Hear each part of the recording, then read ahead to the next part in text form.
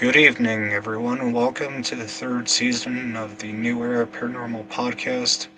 I am JD Curry, and I am joined by my co-host Irene Keloise. Our guest this week is Megan and Rick, who are part of the Lizzie Borden House organization. Rick is very seasoned, and Megan has been working with the house for around a decade. Ooh, Uh, not quite. A visit to the house is described as literally being transported back to that morning when a perfect storm of events culminated in a double murder. So, Rick and Megan, how did you become involved with the Lizzie Borden house? And please correct Rick, us for any years. Yes. that's okay. I'm gonna let Rick go first, as he's more seasoned than I. It was in 2021. The house was just opening up after COVID restrictions, and a new owner had taken possession of the house. Instead of wanting to attract a crowd on the anniversary of the murder, they decided to live stream an event where they not so much recreated the murders, but had a newspaper man coming in to interview all the principal characters. I was hired to play Uncle John. At this point, I knew almost nothing about Lizzie Borden except I heard she was the woman who killed her parents. So I looked at the script for that day's shooting, where I learned many, many other things, but just the alibi that Uncle John gives to the police after the murders that morning was so full of specific details, overfull, that I became intrigued. Like, this is setting up an alibi for something. And then, the more it became a rabbit hole after I was hired to stay on as a tour guide. First, just a seasonal guide, and then they invited me to stay on after that. So it's been about 3.5 years now. I can see you playing that role. That's pretty cool. That's a great way to come in. I was actually looking for seasonal work because I am a substitute teacher at the high school in town, and I wasn't finding anything that wasn't food service. And after working in the food service industry for 35 years, I was all set. And one day I was sitting at my computer, and the ad for the job literally just popped onto my screen while I was searching Indeed.com. And tour guide, historian, true crime performer. It ticked every single one of my boxes. I have been a historian since I was very young. I've done Victorian tour guiding before in Newport, Rhode Island. I've worked in 4 other documented haunted houses, and I'm an actor. So it was a perfect fit and kind of like a dream come true. I've been there since July, and I pinch myself on the regular that I get to work in that beautiful house and share both the history and the paranormal with the general public. That's awesome. It's like you've been trained your entire life. Pretty do much. this job. Yeah, Megan immediately fit in and became our Emma. And, Oh, that's awesome. pretty much reworked and presented the Victorian Christmas show, the dinner theater, and the Valentine's Day theater all by herself, conceived them and presented them, and they were all very, very successful events for the house. So Well, that's no, great. That brings me to the first question that we have.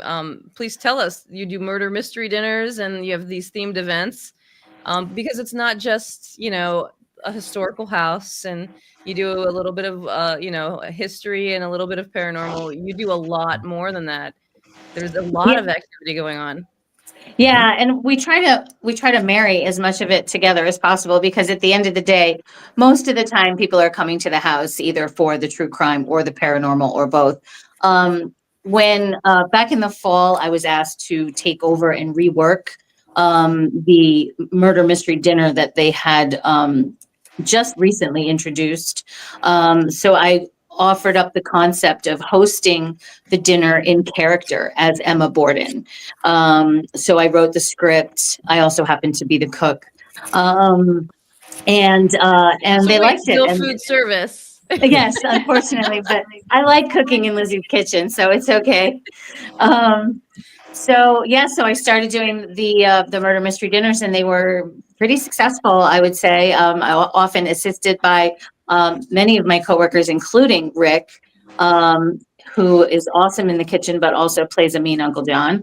And that when that came to an end in the fall, I was asked if I would like to rework the Christmas tours, which I did. I hosted our Christmas tour event with Rick playing Father Christmas. And then just last weekend, I wrote and hosted with my friend Elena and my friend Rick Valentine's dinners.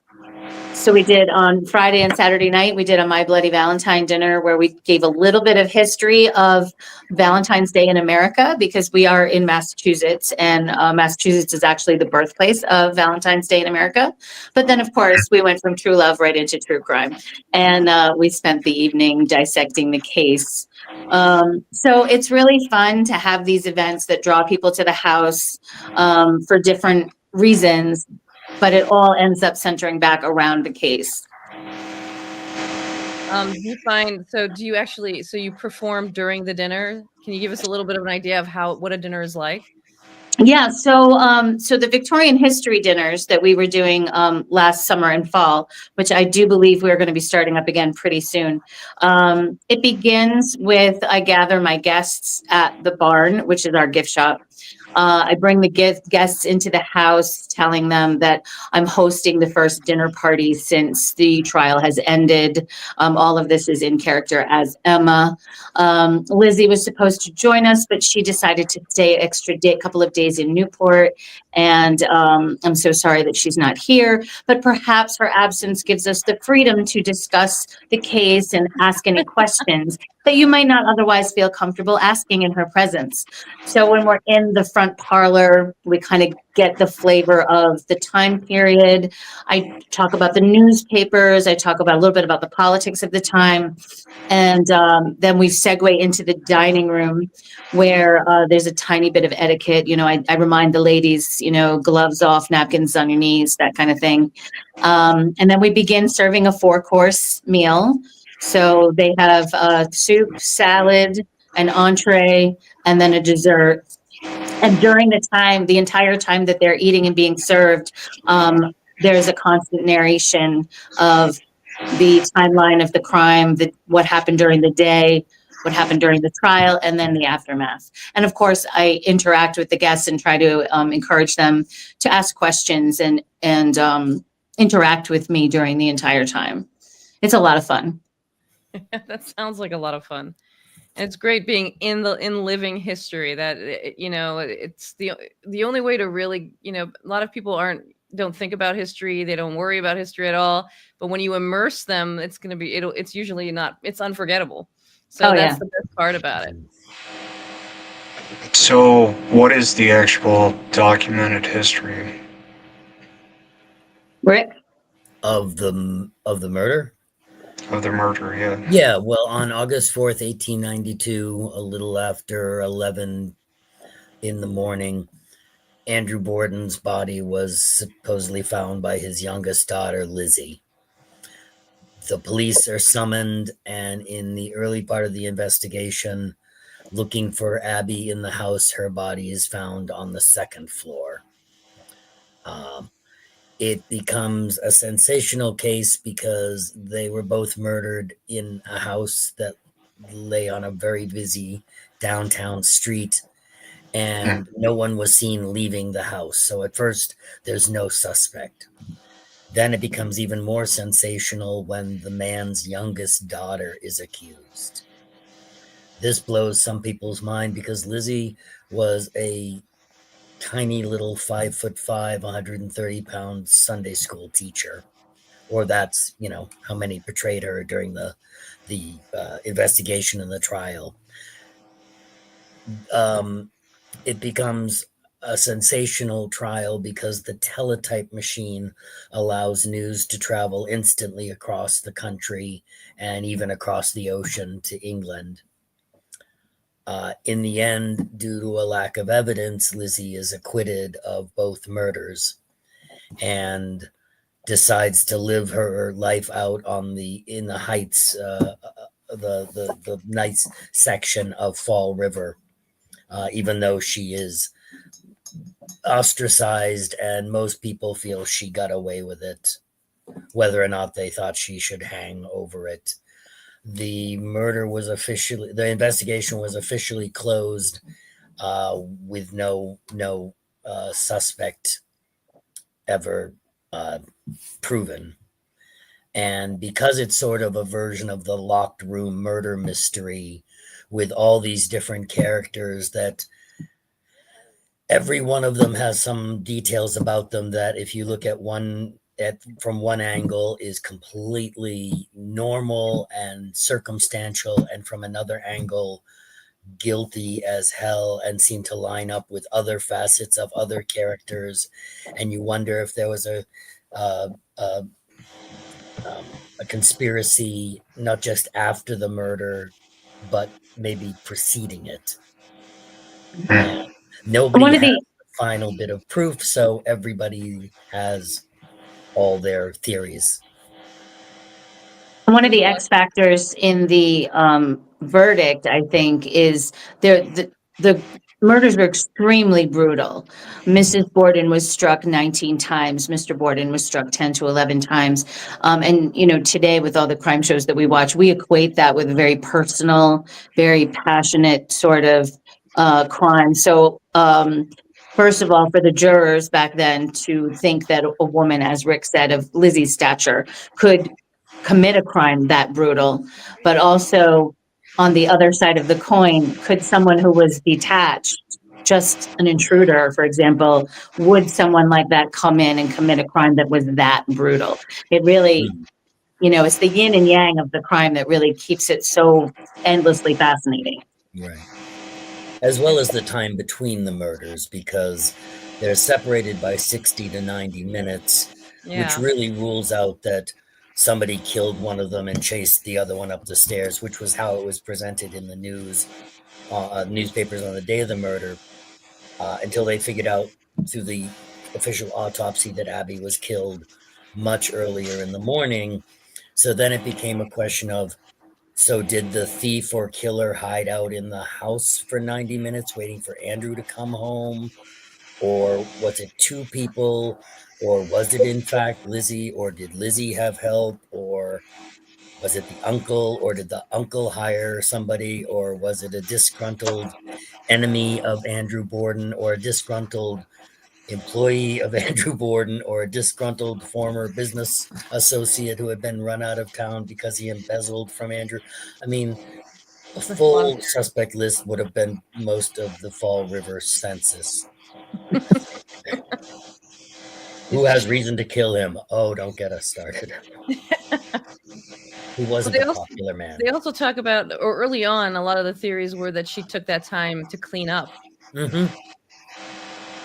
It's But not it wasn't um unexpected that those types of, like, the weapon, sure, the sure. hatchet would have been in the house, considering, but Yeah, it that's was a also, common thing in households for everything from killing chickens to splitting kindling. Um, Yeah.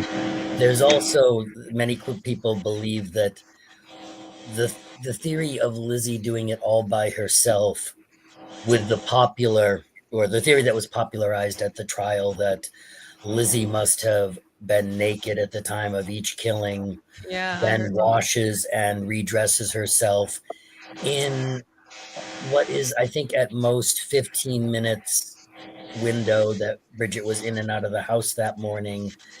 And just given the layers and complexities of Victorian clothing, it's hard to believe she could have pulled it off herself, to me.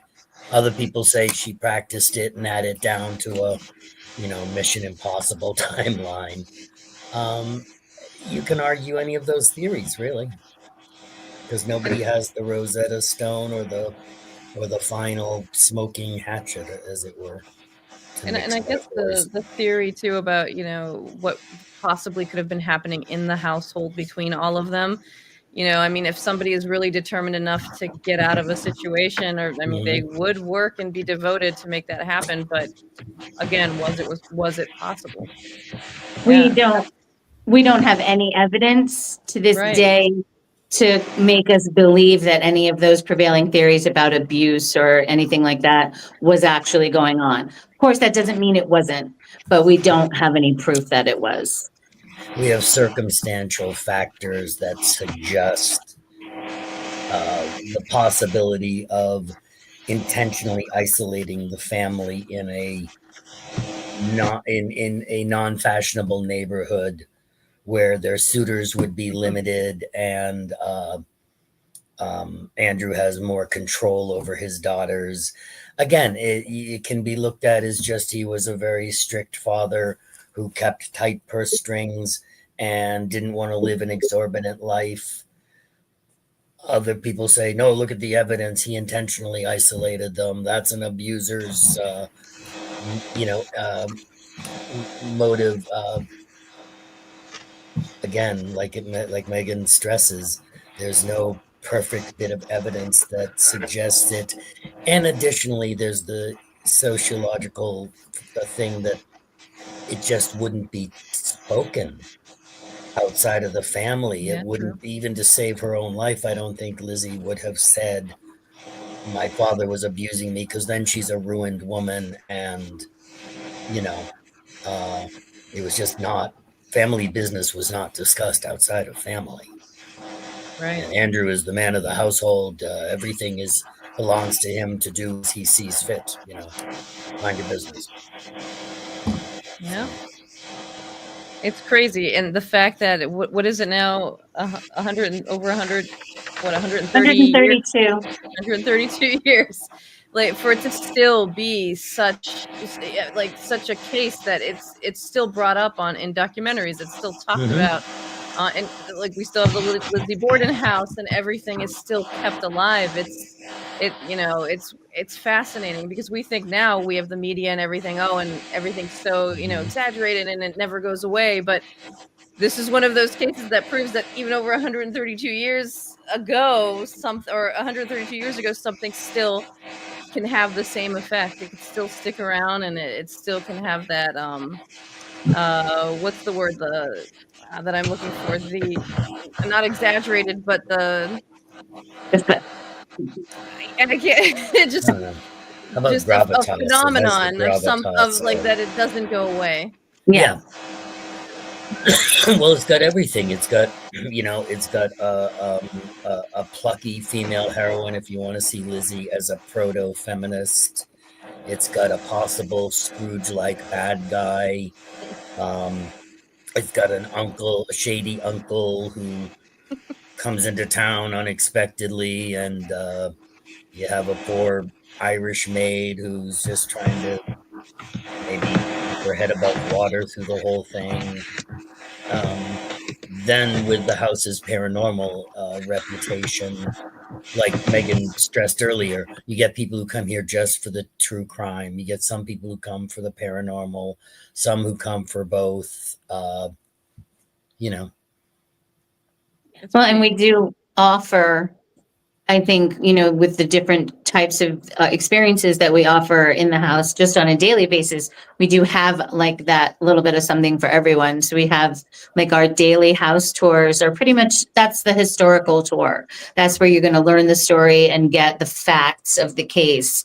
And then we have a ghost tour, which is a walking tour, which is indoor, outdoor, where you kind of get a sense of the history of the city as it relates to the case, as well as the facts of the case. And then we also do a ghost hunt at night, where people come specifically just to do the ghost hunting in the house. So you have the history and paranormal separate, but also kind of married a little bit in the middle. I should also like to stress that the what's called the Fall River Ghost Walk is also a great deal of history that covers events before the time of the Borden murders, and many other things that are important to Fall River history. And as well as it shows you locations on the tour that we talk about at the house, but there you get to see, the actual building. Um, we also have just recently uh, uh, offered a tour of Oak Grove Cemetery tours. Cemetery, Yes. which, okay, humble brag, I wrote the scripts for both of those walking tours. The cemetery is fascinating. Again, a lot of it has to do with the Borden case, people involved in it, but also the Borden family history 100 years beforehand, a story from the Revolutionary War, and a lot of other famous people besides the Bordens who are buried in that cemetery. They have room for a few people who aren't actually related to the Bordens. That's nice. I mean, there's more history than the Bordens. I mean, sensationalized. That's the word I was looking for. Mhm. They may have There you go. sensationalized the area, but there's still more to that area. I Yep, mean, it is New England. Like, it is part of that culture to have that it history. is. Yeah. And it's like the fact. Okay, so you talked that you have the history tours and the paranormal tours. So give us a little bit now. You are on a podcast that likes to talk about the paranormal. So Yeah. let's kind of get into the paranormal side of things. I don't know if you want to first talk about maybe your experience, Rick, that you had personally, or if you, Megan, you too, if you had a personal experience, if you want You to go share first. that kind of. Rick, tell the Lizzie story. Well, the Okay. lady story.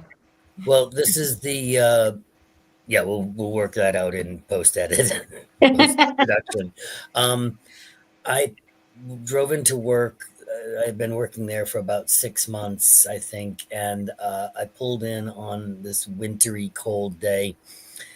And as I pulled into the parking lot behind the house, I saw a woman standing against the far wall wearing one of the nicest Victorian dresses I had ever seen. Now, I'd like to stress that we have people that not just show up to special events, but will come during a day tour dressed up in Victorian clothing because they really want to get into it.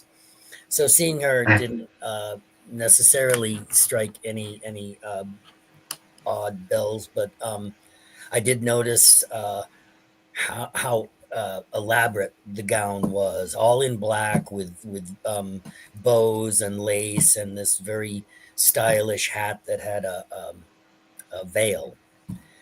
And I took my eyes off her for about a second or two to park the car, and when I looked back, she was gone. And I looked all around the house, up and down the street, just nowhere to be seen. And like every time something happens at that house, I go through a lot of analysis to determine if there was any other possible explanation for what just happened.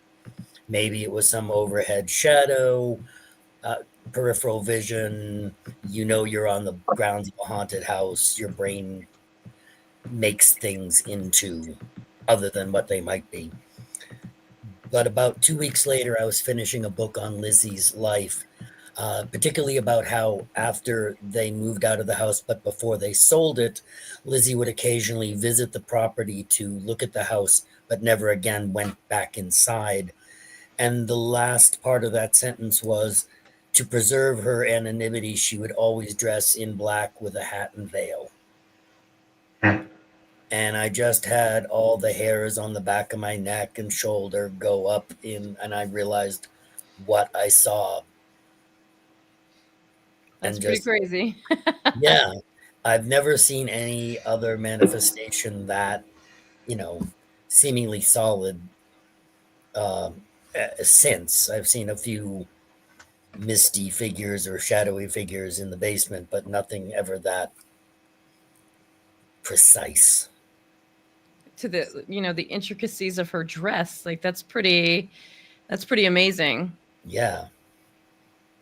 How did you feel afterward? Were you comfortable going back into the house? Did it kind Yeah, of shake you for a while? well, I'll tell one more story and then let Megan tell a few. I've only had one incident where the house made me want to leave. And again, it was, I think it was sometime in the spring, or it was some months ago. Anyway, I was on the property all by myself. There was a very quiet day, so only one tour guide. and housekeeping had gone for the day. And I was in the basement of the house near the cellar door.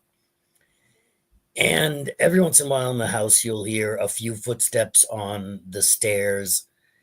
And you'll realize after a second that you heard them in the middle of the stairs, but you didn't hear any footsteps at the top or the bottom preceding those steps. And I heard that. And again, I've heard that before in the house, but my whole body was awash in this back of the brain sensation of be somewhere else. And I very quietly went out the back door from the cellar and closed it behind me and didn't look. And I went out to the gift shop. And I went back in the house later to lead a tour, and it was fine.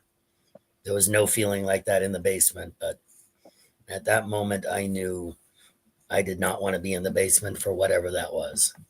Interesting. So that's very cool. Megan. I mean, it scared you out of the basement, but at the same time, it could have scared you for a good reason.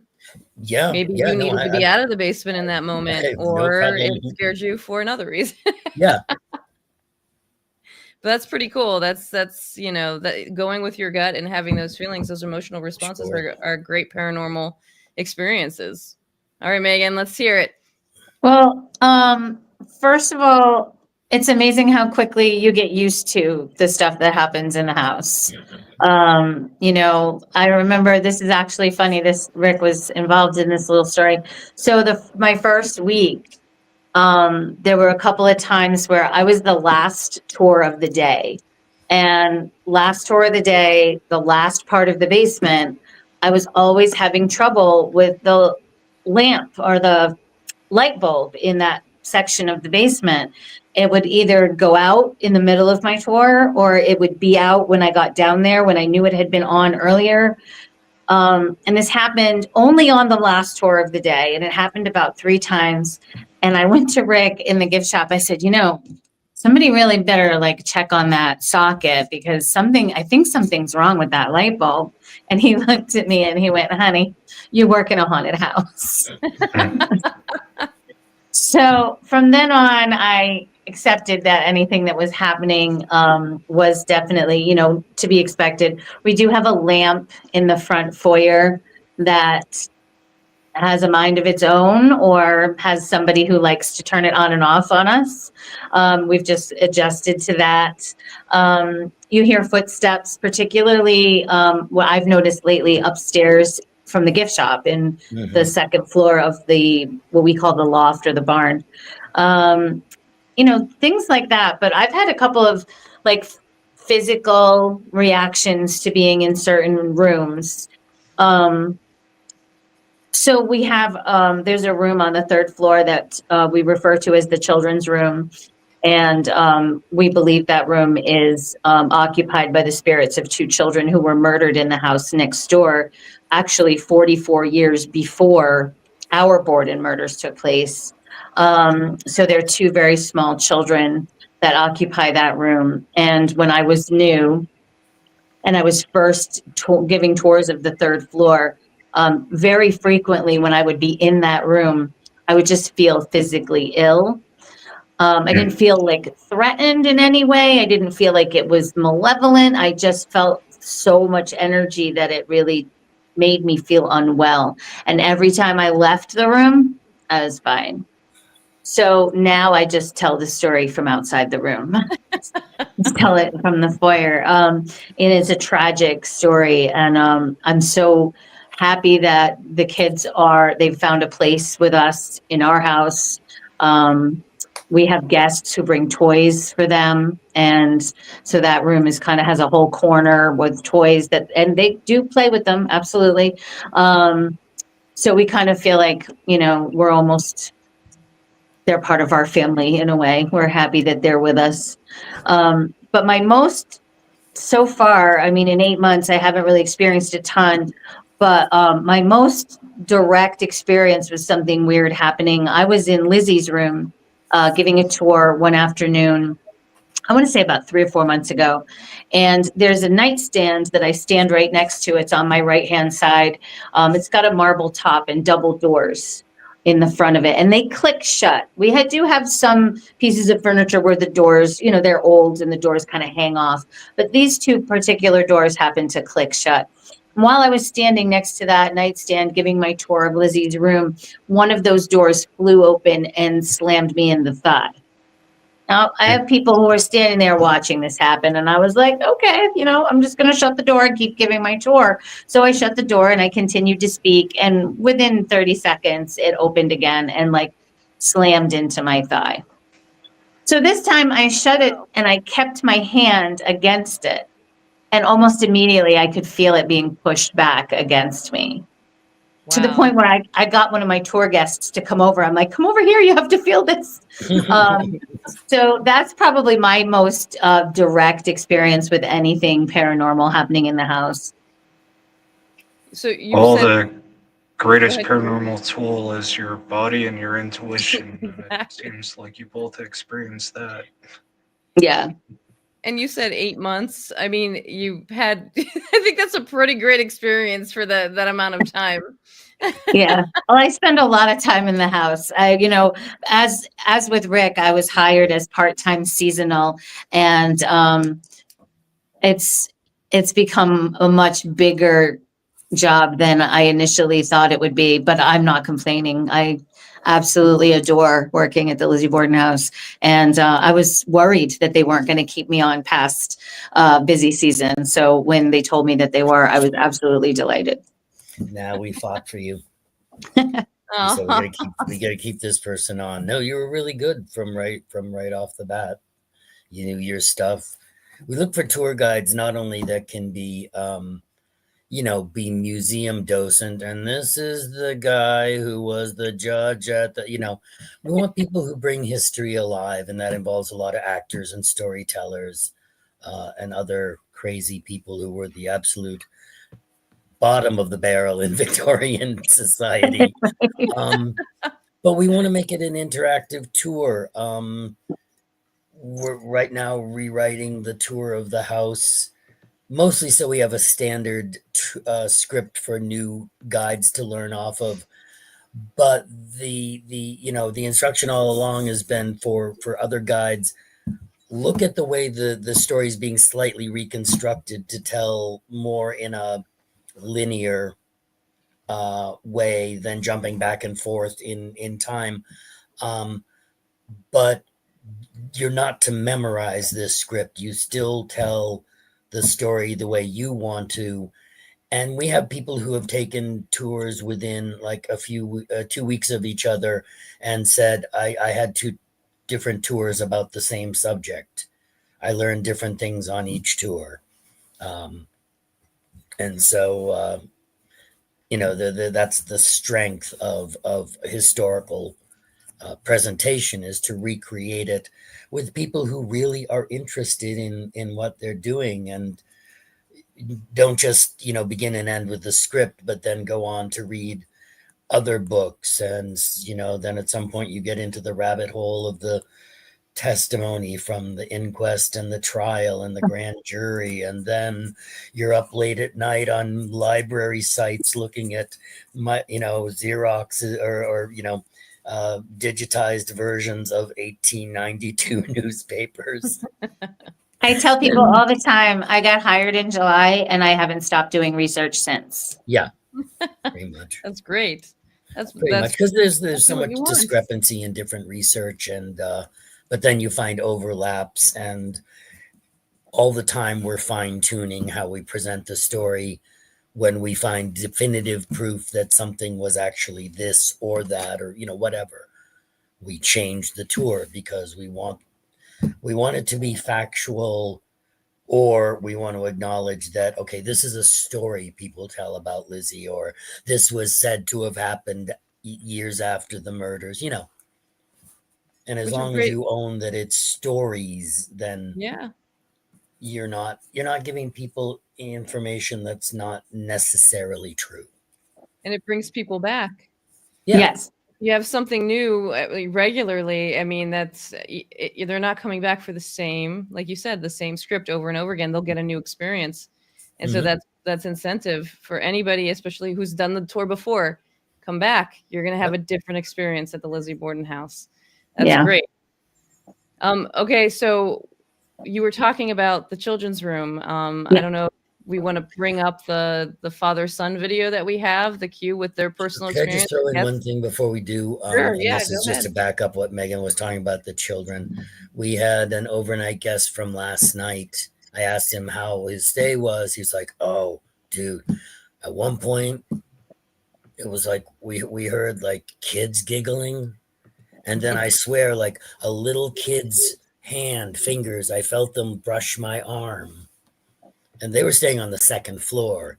And I'm like, "Oh, you really sure it was sounded like little kids?" He's like, "Absolutely sure." Have you heard the story about the third floor? No. What happened on the third floor? Oh, let me tell you. Dot, dot, dot. Anyway, go on.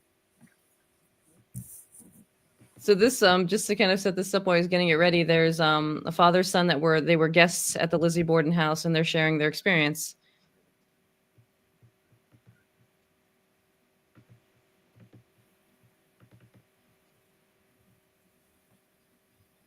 Okay, there it is.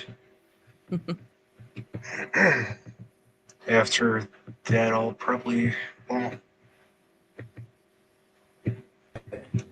we were waiting for something to happen, but you're starting to nod off. Nothing had happened. When you're waiting for it, nothing happens. It's But always when you're least but expected. we had sat down, taken a bunch of photos, and in our room they had they said the three little girls, the next door neighbors, would come over and they would play in this room. They would sit on the couch that was in our room, and so there was a toy box there of dolls and stuff, and we had taken a picture of that for the folks back at home, and so now we took a picture of that. But in the morning, there was like two dolls on the floor, and one that was moved over. So, and we both looked at each other and thinking the other guy did that, just to swoop. But no, we neither did it.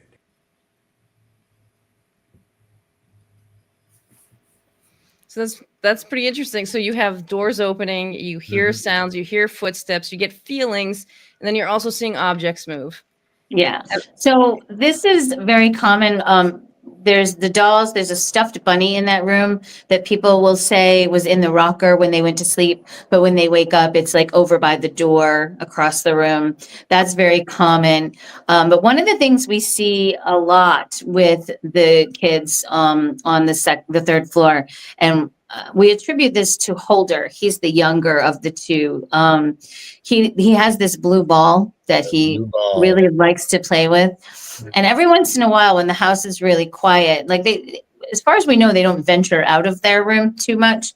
But every once in a while, when the house is really quiet, people haven't been staying on the third floor, because it's our slow season right now.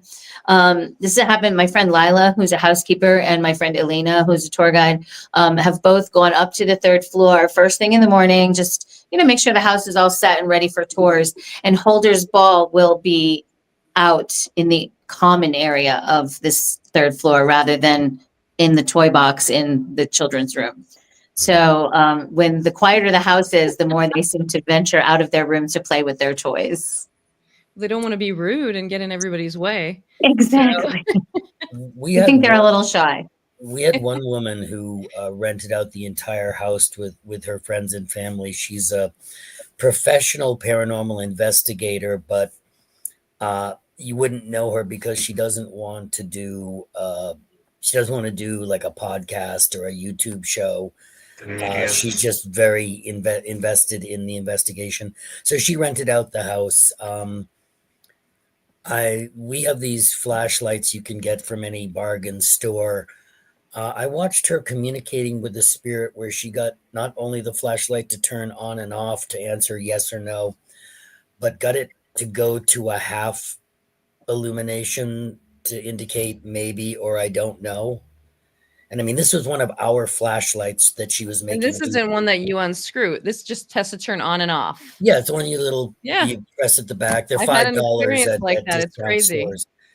Then at one point we found a cold spot on the front stairs that was 15, 20 degrees colder than the steps on either side. And they had REM pods set up all over the first floor. Somebody later on the stairs was like, I just felt something move past me. And then in succession, the REM pod at the bottom of the stairs, and then the next one, and then the next one, all the way through the sitting room into the dining room, one after another, went off as if tracking, a spirit's movement. Anyway, what this woman told me was that she believes during the day that the children tend to hide down in the basement laundry area, and that I should give them a little heads up before I go down to the basement. I have no way of knowing this is true, but I now give them a heads up, along with Eliza, who we believe hangs out in that basement as well. Because why not, Well, now that you give them a heads up, have you had any of those? You said you haven't had any of those feelings since then? Well, I haven't had that one feeling of being in danger, but I've definitely had the feeling of there's somebody behind me, but if I turn around, there's not going to be anybody there. So I'm just not going to turn around. I'm trying to do the dishes here. Like Megan says, you get a little used to it, and then the house will do something that just takes you a little off guard. And then you remember where you're working. and it's you don't get really ever sick of it, and it's a little thrill every time, even if it's just like, yep, steps on the stairs. Well, you're making me want to find a job application online and, and fill it out to come over Sure. and hang out at the Lizzie Borden house. We always tell people the house is hungry. The house must. How many tour guides are there, and how does the U.S. Ghost Adventures plug in? Right now, there are there's 5 or 6 of us right now. We are in our slow season, and we will be hiring before, the summer starts. And U.S. Ghost Adventures is the company that's owned by our boss, who bought the house in 2021. So that's the company that operates the Lizzie Borden house, as well as several other properties, the Villisca Axe Murder House in Iowa, the Welty House in Gettysburg, and the Brick House Inn. And they also run like ghost walks in just about every major city in the United States. So it's big. You did mention too, so you had somebody there investigating. They rented out the space. Do you have any information for teams that may want to come in and investigate what the process is? Do they have to rent every room, or is it a flat fee? They don't have to. We just recently started a program, yet another thing, where you can rent out the basement from midnight to 8 in the morning. And this allows people to do longer, not laying trap kind of investigations. But for instance, we have one ghost, the Medusa net, which is basically a laser grid. You point it at a wall and it's a square grid of lights. It's not something that you're gonna usually get an immediate result with, but if you film all evening, you might just get a shot. I've seen it where like something passes and breaks up the pattern of the lights, something not visible to us, but that breaks the laser grid for just a moment. And so this gives people who want to do that kind of ghost hunting a little chance to do it. It's more expensive to rent out the house, and a little bit more expensive if you want to rent it out without any evening events happening in the house. But many people do, or get their friends together and do it. And or we recently had a film crew from Britain, a paranormal crew, come in, and they wanted to do a bunch of testing, and they sent out an email of some of their findings. And it's nice when we talk about things we've seen and commonalities, but when you have somebody who has no prior knowledge of the house and they're like, we thought we heard little children's voices, or this shadowy figure that seemed to keep fleeing to the front right corner of the basement, which we call Eliza's corner. Eliza's corner. we interacted with a spirit we don't think has anything to do with the murder trial. His name was Carl, we think, but he was really foul-mouthed. And this is something our ghost people doing the ghost hunt, this Ashley, has had long interactions with this entity named Carl. Interesting. So when you get it, verified by outside sources, it just, again, gives you it really, there's haunted houses and then there's haunted houses. But if you could give validation upon validation upon validation, it's great. And validation without like blood dripping down the walls or things morphing into fanged demons. Get out of the house, none of that. It's all, relatively low key. That's great. So, okay. So the basement can be individually investigated. Mhm. You can do the whole house and you can choose the whole house without an event happening on the evening. Okay. And they just have to reach out to Lizzie-Borden.com to do the booking. Okay. To do the booking or to do the booking for any of the events that we've talked about tonight. Inquire about employment opportunities, Okay. I'm going to go on there now and fill out an application. Yeah, there you go. I'm sold. Come on down. Yeah. Yeah, just understand that. Well, I do plan on coming, but maybe not. Whenever you do pass away, your employment at the house restarts. There you go. Everyone's expected 3 to 5 years post-mortem employment. Yeah. Yes. We're going to get new ghosts from somewhere, right, Megan? Yes. It's in the contract. The new sensationalized news story, the disappearing guides at the Lizzie Borden house. So, okay, we have another personal or actually captured experience. Mm-hmm. And this one, it looks like it's taken from one of your security cameras. There's a little surprise with something opening up.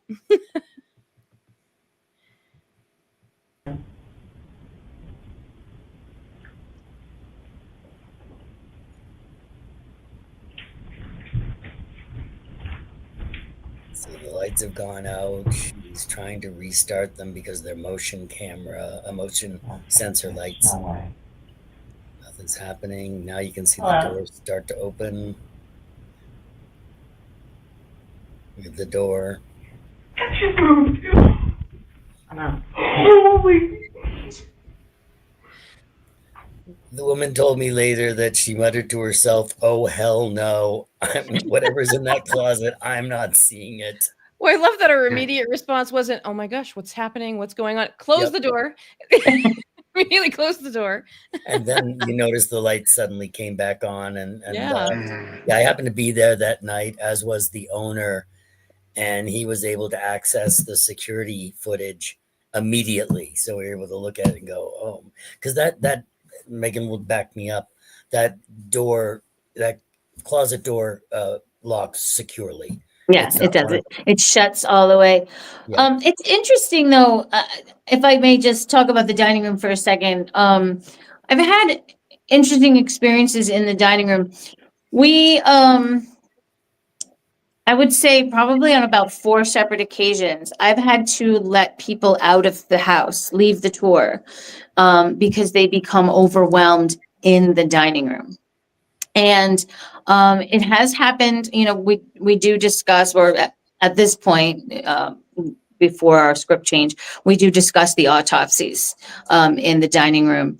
But it has happened before that even begins. I've twice, someone, and on all of these occasions, they've all been male and they've all been fairly young, like teenagers, quaking, weeping, like get me out of here, and all in the dining room. And I can't say that I've had an experience where I've had to let somebody out of the house with that kind of a visceral reaction in any other room of the house. Wow. So do with that what you will. Have you found in the history any kind of connection or what you think may be causing particularly teenage boys to be having this response? Particularly teenage boys, no. I mean, we do talk about Mrs. Borden's autopsy was performed in the dining room. And we do talk about that. We do have some autopsy photos. But as I said, on two of those four occasions, I hadn't even gotten to that point yet.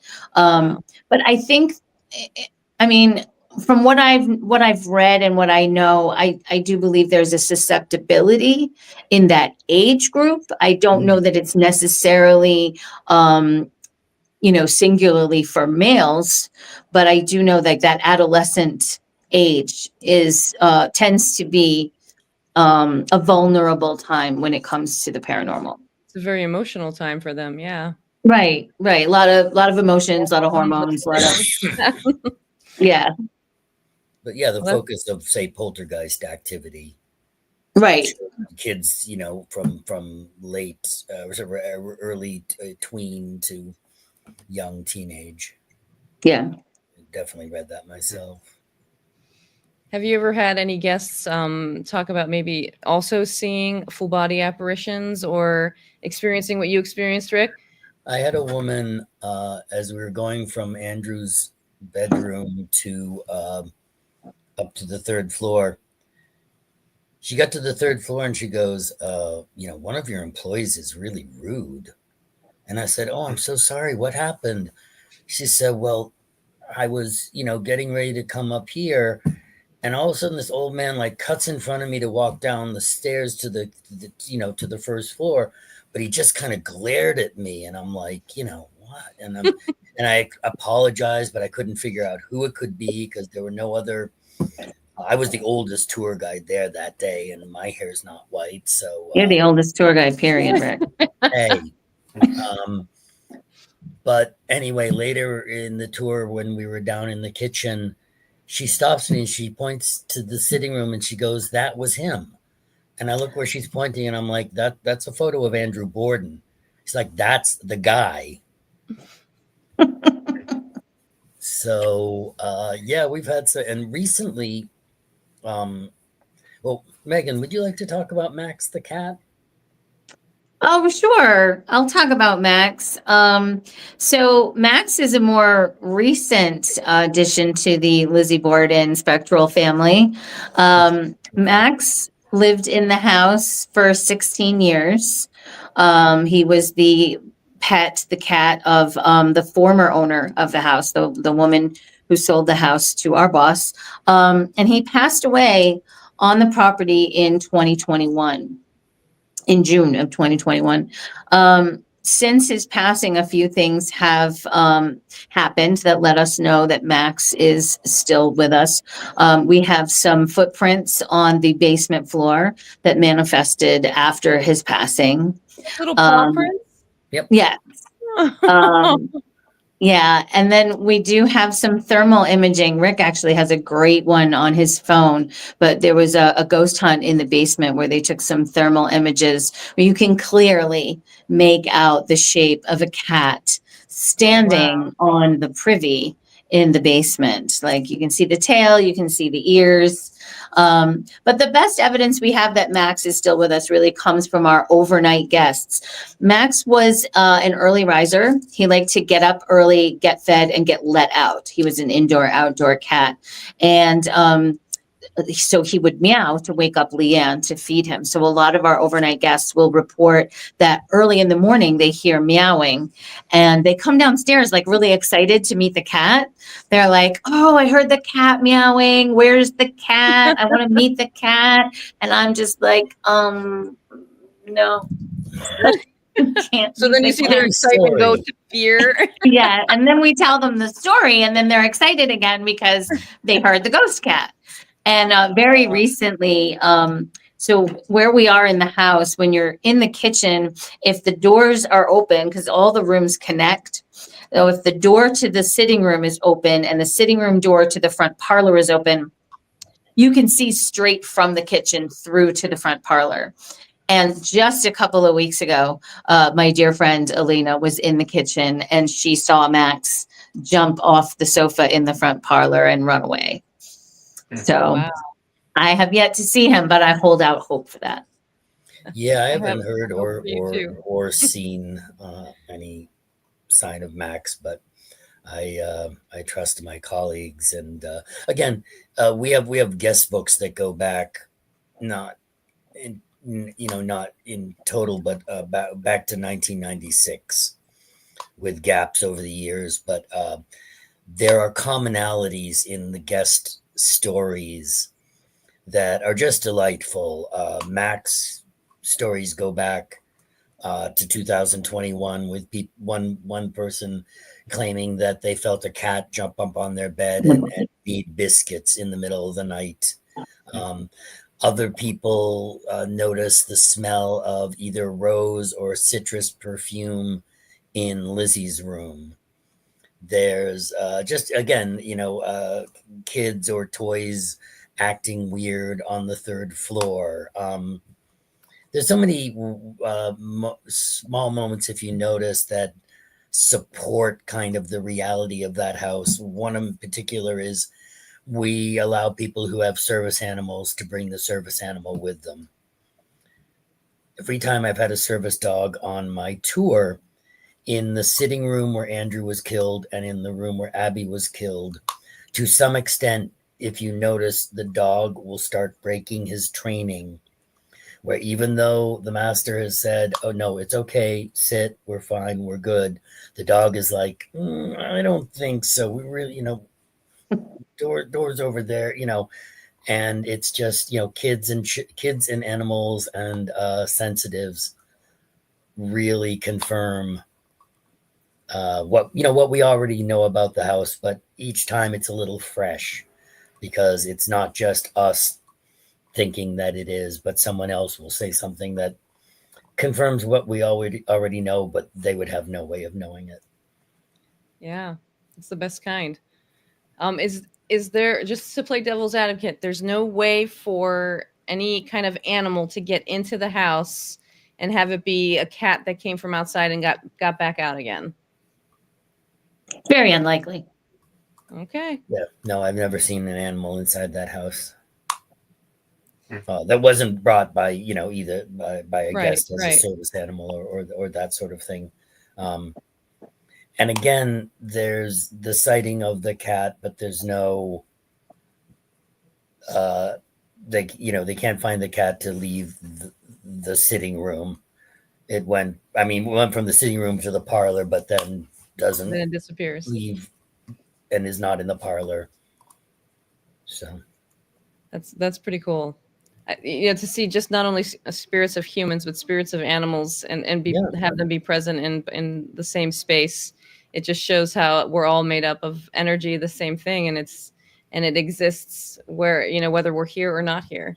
That's pretty amazing. Okay, there's one other thing that we didn't talk about earlier before we go. We noticed that not only do you do your dinners and your tours and your events, but you also do weddings at the Lizzie Borden house. We do offer it as a wedding venue. I've never had a wedding booked there in the 3.5 years I've worked there. It might have been, on days I wasn't working, but there was, very shortly after I started, a bridal party where they somehow fit 28 young women into that house by pretty much using every mat, every fold down bed and camping cot, and that could be arranged into a bed in the house. And then one day I had my manager come to me and say, there's going to be something a little special on your 3:30. I just wanted to give you a little prep time.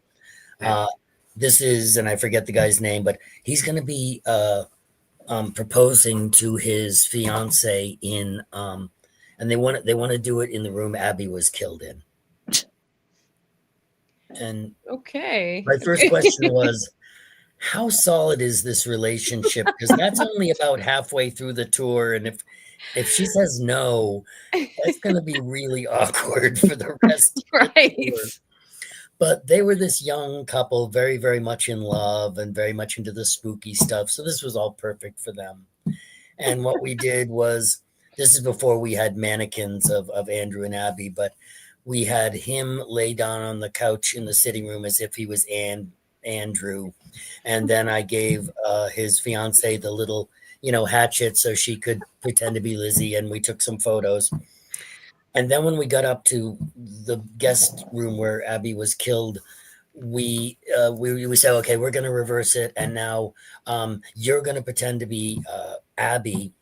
And I had her face me, and I'm setting the scene. I have her close her eyes.